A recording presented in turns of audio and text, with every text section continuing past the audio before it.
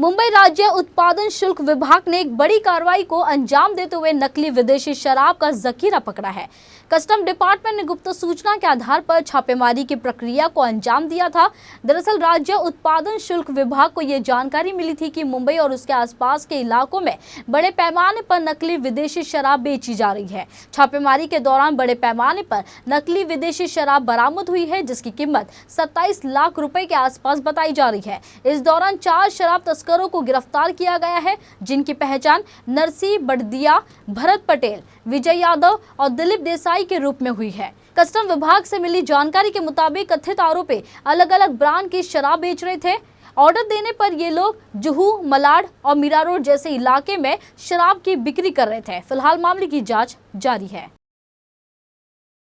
मुंबई शहरामध्ये मागील काही दिवसापासून इम्पोर्टेड डुप्लिकेट लिकरचं प्रस्त वाढलेलं होतं। तर त्या अनुषंगाने एक विशेष खबरीमार्फत आम्हाला माहिती मिळाली की परसी नावाचा आणि अशोक पटेल यांचा कोणी नातेवाईक आहे। ते दोघांनी पुन्हा व्यवसाय सुरू केलेला आहे की इम्पोर्टेड लिकर असतं, ते इम्पोर्टेड लिकर हे बनावट बनवून रिफिल करून वेगवेगळ्या बाटल्यांमध्ये ज्या ब्रँडच्या आपल्याला बाटल्या आवश्यक आहेत त्या बाटल्या त्यांच्याकडे उपलब्ध करून त्या बाटल्या ह्या लोकल दारूने किंवा आपल्या लोकल जी रॉयल चॅलेंज वगैरे कमी दर्जाच्या दारू आहेत त्यामध्ये भरून ते लोकांकडनं पैसे उकळत होते आणि त्यांना हा माल हा जो मद्यसाठा आहे तो एअरपोर्टच्या डीएफएस मधून आणलेला आहे, ड्युटी फ्री शॉप्स मधून आणलेला आहे असे सांगून लोकांना लुबाडत होते व लोकांना कमी प्रतीची दारू पाजून त्यांच्या जीवितास हानिकारक असलेली दारू त्यांना पुरवित असल्याचे लक्षात आले।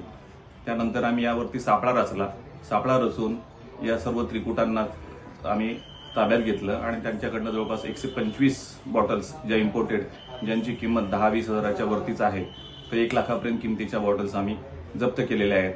तर अशा 125 बॉटल आम्ही ताब्यात घेतलेल्या आहेत। हे लोकसभा निवडणुकीच्या अनुषंगाने आम्ही ही कारवाई अत्यंत आणखी कडक करणार आहोत। शहरामध्ये मुंबई शहरामध्ये हा मुख्यत्वे वेस्टर्न जो मुंबई शहर आहे त्या भागात त्याचा बिझनेस सुरू होता।